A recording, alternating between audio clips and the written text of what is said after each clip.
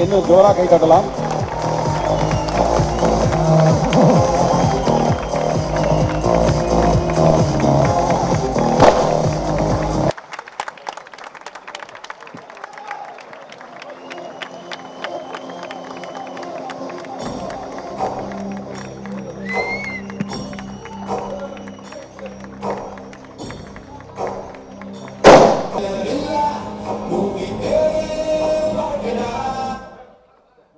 அரங்கத்தில் காலை மணி 9 மணி முதல் இந்த நிகழ்ச்சியின் பெரிய ஆச்சரியம் என்ன நான் நினைக்கிறேன்னா, அழைப்புதல்ல 9 மணின்னு போட்டு 9 மணிக்கு ஆரம்பிக்கப்பட்ட முதல் திரை நிகழ்ச்சி இதுவாக தான் இருக்குன்னு நினைக்கிறேன். திரு பார்த்திபன் அவர்களை பற்றி தொடர்ந்து எல்லோரும் பேசினா கூட எல்லோருக்கும் பார்த்திபன் அவர்களை தெரியும் என்றாலும் கூட பார்த்திபன் அவர்களுக்கு என்னை ரொம்ப தெரியுங்கிறது வந்து எனக்கு நான் பெருமகிழ்ச்சி அடைகிறவன். அதாவது நிகழ்ச்சி புதுசு நீங்கள் சொல்கிறதெல்லாம் ரொம்ப புதுசு இல்லை. ஏன்னா நாங்கள் வீடு வீடாக போய் பொங்கல் கொடுத்து பழகினவங்க ஆக்சிடென்டாக இருக்கும்போது. ஒரு தடவை பொங்கல் விழாவுக்கு வந்து காலையில் பொங்கல் கொடுக்குறது முடிவெடுத்தார் அவர். எல்லாருக்கும் பொங்கல் கொடுக்குறதுனா எப்படி கொடுக்க முடியும், பொங்கலை கொண்டு போய் ஒருத்தர் வீட்டில். ஸோ அப்போ வடபழனியில் ஒரு சின்ன பானை வைப்பாங்க பொடியா. அந்த சின்ன பானையை ஒரு 1000 பானை வாங்கி ஆஃபீஸில் கொண்டு அடுக்கி காலையில் 3 மணிக்கு எந்திரிச்சு பொங்கல் வச்சு எல்லாரும் வீட்டுக்கு போய் வாயில திறந்தா உள்ள வந்து ஆவி வரணும். அதான் பார்த்திபன் சார் சொல்கிற கண்டிஷன். எப்படி சார் ஆவி வரும் பொங்கலில் 3 மணிக்கு பண்ணிடலன்னு சொல்லி பண்ண வச்சு 100 ஆட்டோவை வாடகைக்கு எடுத்து ஒவ்வொரு ஆட்டோலையும் ஹாட் பேக்கில் பொங்கல் வச்சு மணிரத்னம் வீட்டு வாசலில் போய் நிப்பாட்டி ஹாட் பேக்கை திறந்து இந்த பொங்கல் எடுத்து மண்பானையில் வச்சு மேலே அலுமினியம் ஃபைல் போட்டு ரப்பர் பேண்ட் போட்டு உள்ளே போய் கொடுக்கணும். அதில் பொங்கல் வாழ்த்துக்கள்னு பானையில் எழுதியிருக்கும். மணிரத்னம் திறந்தாருன்னா ஆவி பறக்கும். உடனே அவர் போனை போட்டு பார்த்துக்கோங்க, எப்படி பார்த்துக்கோங்க இதெல்லாம் யோசிக்கிறீங்க அப்படின்னு சார் சிரிச்சுக்கிட்டே இருப்பாரா. இந்த மாதிரி பல வேலைகளை பார்த்துக்கினாங்க. அதனால இதெல்லாம் எனக்கு ரொம்ப சாதாரணம். இன்னொரு காமராஜர் காலில் வந்து அவர் வந்து கிறுக்கல்னு ஒரு புத்தகம் வெளியிடுறாரு. அப்ப திரு கலைஞர் அவர்கள் முதலமைச்சர் வந்தாச்சு. இந்த மாதிரி வேற வேற நிகழ்ச்சிகள் இருக்கு.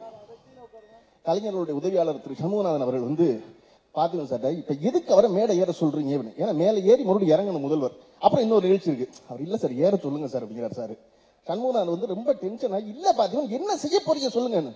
இவர் சார் தப்பா ஒன்றும் பண்ணிட மாட்டேன் சார், அது தெரியுங்க, நான் வரக்கூடாதுன்னு சொன்னா கூட தலைவர் வருவாருங்க, நீங்க என்ன செய்ய போறீங்க சொல்லுங்க அப்படிங்கிறாரு. கடைசி வரைக்கும் முதல்வரையே என்ன செய்ய போறோம்னு சொல்லாம மேடை ஏற்றின ஒரே ஒரு இயக்குனர் திரு பார்த்திபன் அவர்கள் தான்.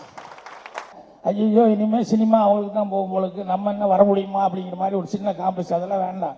ஆக்ரிகஸ்டா செய்யும் போது எனக்கும் பார்த்திபனுக்கும் 2 பேர்த்துக்குமே இங்கிலீஷும் வராது ஹிந்தியும் வராது. ஆனால் அமிதாப் பச்சனை நாங்கள் 2 பேருமே சேர்ந்து கரெக்ட் பண்ணிட்டு இருந்தோம்.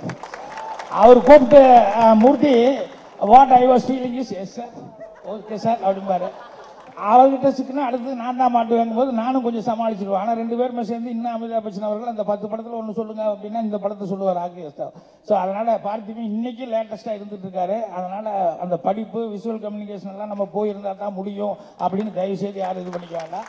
ஐயோ இனிமேல் சினிமா அவங்களுக்கு தான் போகும் போலுக்கு, நம்ம என்ன வர முடியுமா அப்படிங்கிற மாதிரி ஒரு சின்ன காம்ப்ளெக்ஸ். அதெல்லாம் வேண்டாம். ஆக்ரிகஸ்டா செய்யும் போது எனக்கும் பார்த்திபனுக்கும் 2 பேர்த்துக்குமே இங்கிலீஷும் வராது ஹிந்தியும் வராது. ஆனால் அமிதாப் பச்சனை நாங்கள் 2 பேருமே சேர்ந்து கரெக்ட் பண்ணிட்டு இருந்தோம்.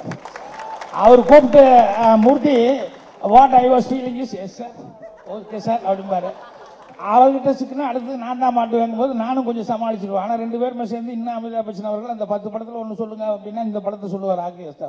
ஸோ அதனால் பார்த்திபன் இன்னைக்கு லேட்டஸ்ட்டாக இருந்துட்டு இருக்காரு. அதனால் அந்த படிப்பு விஷுவல் கம்யூனிகேஷன் எல்லாம் நம்ம போயிருந்தால் தான் முடியும் அப்படின்னு தயவு செய்து யாரும் இது பண்ணிக்க வேண்டாம். நம்பிக்கை வச்சுக்கோங்க. அப்புறம் இன்னொன்று என்னன்னா, இப்போ அண்ணனை வந்து இவ்வளோ தூரம் நடுநாயமாக உட்கார வச்சிருக்கோம். இவர்கிட்ட முதல் நான் கதை சொல்ல போகும்போது இவர்கிட்டையும் நான் ஃபெயிலியர் ஆகிட்டேன். தேவர் ஃபிலிம்ஸ் அவர் குப்பை போடா நீங்கள் சினிமாக்கே வரமாட்டேன் அப்படின்ட்டாரு. அதுக்காக யாரும் மனசு, ஏன்னா அவருக்கு ஒரு கருத்து இருக்குது எனக்கு ஒரு கருத்து இருக்கும். அதனால் ஒருத்தர் அப்ஜெக்ஷன் பண்ணுறான்னு எந்த காரணம் கொண்டு நீங்கள் மனசு வந்து ரூல்ஸ் சொல்லக்கூடாது. டிஸ்கஷன்னா தேவர் ஃபிலிம்ஸில் வந்து அண்ணன் உட்காந்துருப்பார், கலைஞான சார், துவைவன் சார், உதிரி பூக்கள் மகேந்திரன், மகாலட்சுமணன், இப்படி நிறைய பேர் உட்காந்துருப்பாங்க. மாறா அவருங்க இவங்க எல்லாம். நாளைக்கு காலையில் வந்து காலையில் 8:30 மணிக்கு வந்தோடனே டே நேற்று சொன்னேன் அந்த லவ் சீன் சொல்லு அப்படின்னு சொல்லுவார். ஒவ்வொருத்தரும் ஏதாவது சொல்லணும். ராத்திரி மண்டை உடைச்சிக்கிட்டு சீன் பண்ணுவாங்க, சில நேரங்களில் வராது. வரும்போது காலையில் வந்து அப்படியே முழிச்சோம்னா அண்ணன் எனக்கு ஒன்று போ வந்திருக்கோம் போய் கொட்டிக்கோ தின்னு போ அப்படின்னு சொல்லி பயங்கரமாக திட்டி போடுவார். அதனால் ஒவ்வொருத்தரும் வந்து காலையில் என்ன பண்ணுறதுன்னு யோசிச்சுட்டே வருவாங்க. காரில் எல்லாத்தையும் பிக்கப் பண்ணிட்டு வரும்போது கலைஞான சார்கிட்ட தூயமாக புலம்புவார். என்ன போனோடனே கிழவங்கிட்ட திட்டு வாங்க வேண்டியிருக்குதே, சீனே ஒன்றும் வரலையே அப்படின்னா, நீங்கள் தான் வந்ததான்னா வந்தது அப்படின்னு சொல்லிட்டு அண்ணா ஒரு சீன் சொல்லுவார். அந்த சீன் சொன்னோடனே அங்கே போனோடனே தேவர் காலையில் ஆரம்பிப்பார். எங்கப்பா யாராவது ஏதாவது சீன் வச்சிருக்கீங்களான்னா முதல்ல தூயவன் நான் வச்சிருக்கிறேன்னா அப்படின்ட்டு கலைஞான சீனை சொல்லிடுவார். பரவாயில்ல நல்லா யோசிச்சுட்டு வந்திருக்கான் கலைஞான, நீ சொல்லுன்னா முழிப்பாரி இவர் என்ன சொல்றதுன்னு இப்போ காமிச்சு கொடுக்க முடியாது. அதுக்கப்புறம் மட்டும்னா இன்னொரு நாள் காலையில் காரில் வரும்போது அவர் புலம்பிகிட்டே வந்திருக்காரு, என்ன தூயவை இப்படி புலம்புறான்னு. என் பொண்டாட்டிக்கிட்ட தினம் சண்டைனே, அவன் என்ன எது எடுத்தாலும் சம்பாதிக்கிறது மட்டும்தான் பெரிய சமாச்சாரம் நினைச்சிருக்கியா? ஒரு நாளைக்கு பொண்டாட்டி மாதிரி என் வீட்டில் உட்காந்து என் வேலையெல்லாம் பண்ணி பாரியா? வீட்டில் உட்காந்து சாதாரணமாக நீ சமையல் பண்ணிட்டு பசங்களை அனுப்பி இது ஒரு வேலைன்னு நினைச்சிருக்க, சம்பாதிக்கிறதுக்கு எவ்வளோ பெரிய கஷ்டம் தெரியுமா? இப்படியே 2 பேத்துக்குள்ள சண்டைனே அப்படின்னா அடுத்த நாள் தேவர் ஃபோன் பண்ணி, டேய் தூயவா கலைஞானத்துக்கு வந்து நான் காசு கொடுத்தேன் அட்வான்ஸ், நல்ல ஒரு கதை சொன்னாருண்ணே. என்ன கதை என்ன? ஏன்னா பொண்டாட்டி வந்து புருஷன்கிட்ட வந்து நீ சம்பாதிக்கிறது மட்டும் தான் பெருசா அப்படிங்கிறா, புருஷன் நீ வீட்டுக்கு தான் பெருசா, பாத்திரலாம் 2 பேருக்குள்ள சேலஞ்சு, நீ 6 மாசம் இப்படி இரு, நீ 6 மாசம் நான் அப்படி இருக்கேன் அப்படின்னு ஒரு அருமையான கதை சொன்னேன் நான். தூயம் அப்படியே முழிச்சாரு. கலைஞானம் மைண்ட் வாய்ஸ், நீ என்கிட்ட சீனு தான் நடிச்ச, நான் உங்ககிட்ட கதையே அடிச்சுட்டேன். அந்த மாதிரி இவங்கெல்லாம் வந்து அந்த டிஸ்கஷன் அப்படின்னு நான் கேள்விப்படும் போதே அவங்களுடைய டேலண்ட்டு அவங்க எந்த அளவுக்கு பலப்பரிச்சு இது முக்தா மீன்ஸ் படம். ஸோ அந்த மாதிரி டிஸ்கஷன் அப்படிங்கிறது வந்து அவ்வளவு சுவாரஸ்யமாக இருக்கும், அதில் நிறைய விஷயங்கள் இருக்கும். ஸோ இங்கே வந்து இப்போ எடுத்த விக்ரமன் ஆரம்பித்த டாப்பிக்கை நோக்கியே போனோம்னு சொன்னோம்னா அது உங்களுக்கு ஒரு வேளை போர் அடிக்குன்னு சொல்லிட்டு தான் எல்லாரும் கொஞ்சம் கொஞ்சம் மாறி மாறி போயிட்டாங்க. ஸோ விக்ரமன் ஆரம்பிச்சதில் கூட நான் என்ன நினச்சேன்னு சொன்னோம்னா அவரே எல்லாத்தையும் லாக் பண்ணிட்டாரு, ஏன்னா கண்டிப்பாக டெத் ஆயிடுவான் அப்படிங்கிற மாதிரி சொல்லிட்டாருன்னு சொல்லி ஒரு சுவாரஸ்யம் உண்டாக்கி, அடுத்து என்னென்னா அவனா வந்து வியாதி கிடையாது நல்லா இருக்கான்னு சொல்லிட்டான். அதுக்கடுத்தது இன்னொன்று என்னென்னா அவனை யாராவது கொள்றதுக்கு ஏற்பாடு பண்ணிட்டாங்களா, ஏதாவது பண்ண எல்லாத்தையும் எல்லா பக்கம் சுற்றியும் பார்டர் பண்ணிட்டாரு. இப்போ பார்டர் பண்ணிட்டா கிளைமேக்ஸ் என்னென்னா இது எல்லாத்தையும் தாண்டி அவன் செத்தா தான் கிளைமேக்ஸ் நல்லா இருக்கும். அதுதான் நம்ம கண்டுபிடிக்கிறதுங்கிறது ரொம்ப கஷ்டம், அதுதான் சுவாரஸ்யமான விஷயம். அதனால் அவர் சொல்லும்போது நான் யோசிச்சுக்கிட்டேன், இதை வந்து ஒன்று சொல்லி அதுக்கு இதெல்லாம் பாதுகாப்புன்னு சொல்லிட்டோமா அந்த பாதுகாப்பு உடைக்கணும். ஏன்னா ஜேம்ஸ் பாண்ட் படத்தில் சொல்லுவாங்க, வில்ல இடத்துக்குள்ளே போகும்போது இப்படி எல்லாம் பாதுகாப்பு இருக்குது அப்படின்னு. இவன் என்னென்னலாம் கையில் கொண்டு போனால் எல்லாம் விட்டுருவான், அப்புறம் வெறும் ஆளாக கையில் போய் ஜெயிப்பான், அதுதான் ஜேம்ஸ் பாண்ட் அப்படிமா. அந்த மாதிரி அவருடைய இதை வந்து நான் அப்படி யோசிச்சுட்டு இருந்தேன். இப்போ கலைஞர் அந்த மாதிரி ஆளுகள்லாம் வந்திருக்காங்க, அவங்களுடைய லைஃப்பில் அவங்க நடந்ததெல்லாம் சொல்லிட்டு இருக்காங்க. அதே நமக்கு எல்லாம் அசிஸ்டண்ட்டுக்கு எல்லாத்துக்குமே ஒரு நல்ல எக்ஸ்பீரியன்ஸ். சார் ஒரு டைரக்டர் இருந்தார், ஆக்சுவலாக அந்த டைரக்டர் ஃபஸ்ட்டு படம் அவருக்கு வந்து எப்படியோ அந்த படத்தை சக்ஸஸ் பண்ணணுன்னு ரொம்ப ஆசையாக இருந்ததான். அப்போது அந்த ஸ்கிரிப்ட்லாம் பக்கா பவுன் ஸ்கிரிப்ட் எடுத்து ஸ்க்ரூட்டிங் போயிட்டாங்க அவரோட ஃபஸ்ட்டு கதை. அவர் கூட அசோசியேட் ஒரு க்ளோஸ் அசோசியேட் ஒர்க் பண்ணார், அவருக்கு தான் ஸ்கிரிப்ட் ஃபுல்லாக எழுதினாராம். ஸோ அதுக்கப்புறம் அந்த ஷூட்டிங் போகிற அன்னைக்கு அந்த பவுன் ஸ்கிரிப்ட் தொலைஞ்சி போச்சான். அந்த பவுன் ஸ்கிரிப்ட் தொலைஞ்சி போனால் என்னாச்சுன்னு தெரியல, கம்ப்ளீட்டாக பவுன் ஸ்கிரிப்ட் தொலைஞ்சிச்சு போல இருக்குது. அதுக்கப்புறம் டைரக்டருக்கு தெரியாது அந்த அசோசியேட் டைரக்டர் தொலைச்சது, அந்த அசோசியேட் டைரக்டர் என்ன பண்ணணும்னு தெரியாதான் அவருக்கு. அப்போ வந்து டெய்லி என்ன பண்ணாங்க, ஷூட்டிங் நடக்கும்போது டெய்லி வந்து ஒவ்வொரு சீனாக எழுதி கொடுப்பாராம் அந்த அசோசியேட் டைரக்டர், டிஸ்கஷனில் பேசுனதை வச்சு நான் வச்சு எழுதி கொடுத்துட்டு அப்படியே ஷூட்டிங் முடிஞ்சிச்சு போல இருக்குது.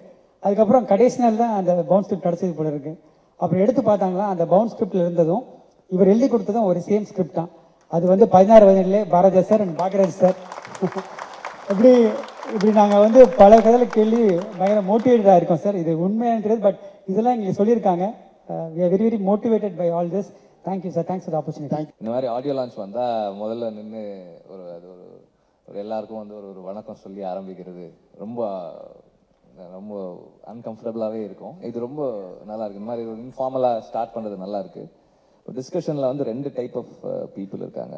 ஒருத்தர் வந்து உட்கார்ந்த உடனே கடகடன்னு சீன் சொல்லுவாங்க, சிலர் காலையில் 9 மணிக்கு வந்து உட்காந்தாங்கன்னா அப்படி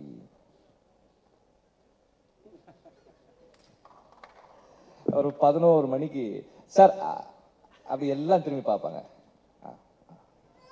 பென் எடுத்துட்டு பேட்ல அப்படி கை வச்சுட்டு அப்படி உட்காந்து அப்படி பார்த்துட்டே இருப்பாங்க. சரி 1 மணி ஆகும் லஞ்ச் பிரேக்கு, அதுக்கு முன்னாடி நம்ம ஏதாவது சொல்லிடணும் அப்படின்னுட்டு சார் அந்த அப்போ அவர் டைரக்டர் வந்து சரி ஓகே லஞ்சுக்கு போகலாம். இப்படி சாயங்காலம் 6 மணிக்கு சரி முடிச்சிடலாம், அன்னைக்கு டிஸ்கஷன் முடிச்சிடலாம் போது எல்லாரும் திரும்பி நம்மளை பார்ப்பாங்க, ஏதாவது சொல்றானா இவன் அப்படின்னா கொஞ்ச நேரம் உட்காந்துட்டு நம்ம கொஞ்சம் அப்பாலஜிட்டிக்காக டைரக்டர் பார்த்து சார் காலையில் சொல்கிறேன் சார் சரி. என்னுடைய அசிஸ்டன்ட் டைரக்டர் காலம் பூரா நான் அப்படியே தான் இருந்தேன். நிறைய சீன்ஸ் இருக்கும் வராது, வச்சுக்கிட்டு நிறைய இருக்கும் சொல்ல முடியாது. அப்புறம் நம்ம என்னைக்காவது சீன் சொல்லுவோம், அது அவருக்கு தேவைப்படாது, என்னப்பா போவா அப்படின்றாரு. அது அஃப்கோர்ஸ் நம்மளும் இன்னைக்கு அதை சொல்கிறோம். ஸோ டிஸ்கஷன்ஸ் வந்து ஒவ்வொருத்தருக்கும் ஒவ்வொரு மாதிரி ஹெல்ப் பண்ணோம், எல்லாருக்கும் ஒரே மாதிரி சொல்லிட முடியாது. இந்த ட்ரெய்லர் பார்த்தப்ப எனக்கு 2-3 விஷயங்கள் தோணுச்சு. ஒன்று வந்து அந்த ஃபர்ஸ்ட் ஃபிலிம்கான அந்த கதையை கண்டுபிடிக்கிறது இருக்கு இல்லையா. நம்ம அசிஸ்டன்ட் டைரக்டரா இருக்கும்போது எல்லாருமே பேசியிருக்கோம், 2வது படத்துக்கு கதை இருக்குங்க, ஃபர்ஸ்ட் படத்துக்கு தான் கதை இல்லை. இது எல்லாருக்குமான ப்ராப்ளம். ஸோ அந்த ஒரு ஃபர்ஸ்ட் ஃபிலிமை ஐடென்டிஃபை பண்றது, அதுல இருக்க ப்ராப்ளம்ஸ். நமக்கு ஒரு கதை தோணும், இதுதான் நமக்கு ஃபர்ஸ்ட் படமா இருக்கணும்னு தோணும். ஒரு ப்ரொடியூசர் கிட்ட போனோம்னா அவங்க டக்குன்னு என்ன சொல்லுவாங்க, நான் அந்த தூள் வந்த டைம்ல போயிட்டு கதை சொன்ன, ஒரு மைக்ரேஷன் வேணுங்க ஸ்கிரிப்ட்ல சார். அப்படின்னா என்ன சார், இப்போ வில்லேஜ்ல இருந்து வந்தா பாருங்க சிட்டிக்கு, அது மாதிரி பண்ணுங்க கதை. சரி சார், ஓகே. அப்ப வில்லேஜ்ல இருந்து சிட்டிக்கு வர்ற மாதிரி நம்ம ஒரு கதையை கண்டுபிடிப்போம். அதை நம்ம கதை பண்ணி முடிக்கிறதுக்கு ஒரு 1.5 வருஷம் ஆகும். பை தட் டைம் வேற ஒன்று வந்துடும். அப்ப ஹீரோஸ் வந்து வேற கேட்பாங்க, இல்ல இல்ல இப்ப கொஞ்சம் வேற மாதிரி ஒரு சேது மாதிரி ஒன்று இருந்தா. ஸோ அப்படி இருக்கும். ஸோ இப்படி ஒவ்வொன்றும் வந்து நம்முடைய ஃபர்ஸ்ட் கதையை ஐடென்டிஃபை பண்றது is a very challenging thing. அதுல வந்து நமக்கு பாக்குறது எல்லாமே கதையா மாறிட்டு இருக்கோம், நம்ம ஸ்கிரிப்ட்ல வச்சுட்டு இருப்போம். ஸோ இந்த ட்ரெய்லர்ல அது எல்லாமே இருக்கு. அவனோட பர்சனல் லைஃப்ல நடக்கிறது வந்து அங்க ஆக்டர்ஸ் பண்றாங்க. ஸோ இப்படி எல்லாமே வந்து நமக்கு இதுல பார்க்க முடியுது. And the edit is looking very fresh and young. Like இந்த ட்ரெய்லரோட எடிட் பார்த்தா ஒரு யங்ஸ்டரோட ஃபிலிம்கான இது இருக்கு.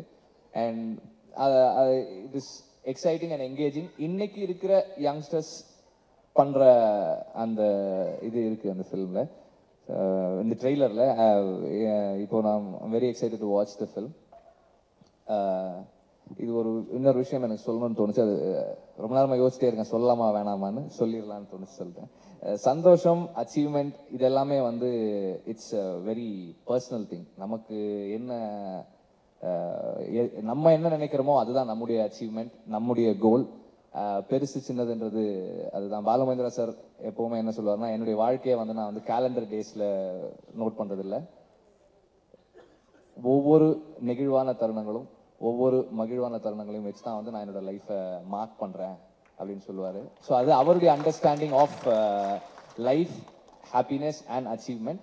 ஸோ ஒவ்வொருத்தருக்கும் ஒவ்வொன்று இருக்கு. லிங்குசாமி சாருக்கு அது அவருடைய இது. உங்களுக்கு உங்களோட way of understanding of life and achievement. So whatever you're doing, you have been doing it very well. ரொம்ப நல்லா பண்ணிட்டு இருக்கீங்க. என்ன பண்ணாலும் பார்த்திபன் சாரை பத்தி சொல்லணும்னா அவருக்கு வந்து கொடுக்கறதுல ரொம்ப சந்தோஷம். Like not gift. அதனால கஷ்டப்பட்டவங்க நிறைய பேர் இருக்காங்க, சில பேர் கஷ்டப்பட்டவங்க சில பேர் இருக்கீங்க. பட் அவருடைய கிஃப்ட்ஸால சந்தோஷப்பட்டவங்க நிறைய பேர் இருக்காங்க. நான் ஃபர்ஸ்ட் டைம் வந்து ஆடுகளம்ல வந்து அவருக்கு ஒரு கேரக்டர், அந்த பேட்டைக்காரன் கேரக்டரை வந்து அவரை தான் போய் சொல்றதுக்கு போனேன். அன்னைக்கு வந்து ஒரு வெள்ளி ஒரு பவுல், அதுல ஃபுல்லா பூ, மல்லிப்பூ வச்சு அதை வந்து ஒரு மாதிரி ரேப் பண்ணி கொடுத்துட்டு கதை கேட்டு சொன்னார். எல்லாம் நல்லா இருக்கு, லாஸ்ட் சீன் மட்டும் இந்த கேரக்டர் கொஞ்சம் இதா இல்லை, அதனால எனக்கு கொஞ்சம் கம்ஃபர்டபுளா இல்லை, பின்னாடி ஒரு தடவை ஒர்க் பண்ணலாம் அப்படின்னாரு. நெக்ஸ்ட் டைம் இப்போ இந்த ஸ்கிரிப்ட் இப்போ நான் பண்ணிட்டு இருக்க படத்துக்கு வந்து ஃபோன் பண்ணி, சார் நான் வந்து மீட் பண்ண வரேன், எதுவுமே சொல்ல மீட் பண்ண வரேன் அப்படின்னு வந்தா ஒரு 20 புக் வச்சு ஒரு சின்ன ஒரு புக் ரேக் மாதிரி ஒன்று வச்சிருந்தாரு. போறதுக்கு முன்னாடியே நான் போன உடனே கையில் எடுத்து கொடுத்தாரு, சார் இது ஆமா சார் இது உங்களுக்கு. அது இப்போ லேட்டஸ்ட் ட்ரெண்ட் அதான் வருது, அந்த கிஃப்ட் தான் அது எல்லாருக்கும். ஸோ அவருக்கு வந்து இந்த மாதிரி சின்ன விஷயங்கள் தான். அப்புறம் வந்து ஒரு நாள், சார் காஞ்சிபுரம்ல பிரியாணி சாப்பிட்டேன், ரொம்ப நல்லா இருந்துச்சு, நாளைக்கு உங்க ஆஃபீஸ்க்கு வரோம் அப்படின்னாரு. ஸோ இந்த மாதிரி லைக் அது ஒரு சந்தோஷம் இருக்கு அவருக்கு கொடுக்கறது இல்லை, அது எல்லாருக்கும் வராது. நான் அதை சாப்பிட்டுட்டு அவருக்கு வந்து மெசேஜ் அனுப்பல, மறந்துட்டேன். ஸோ அது திருப்பி ரெசிபிரிகேட் பண்றது கூட நமக்கு தெரியாது. பட் அதை கொடுக்கறதுல அவருக்கு ஒரு சந்தோஷம் இருக்கு. I think that is what makes him. அதுதான் அவரை வந்து இவ்வளவு நாள் like that's what is making him live, I think. So அதை நீங்க அப்படியே இருக்கணும்னு நான் ஆசைப்படுறேன் சார்.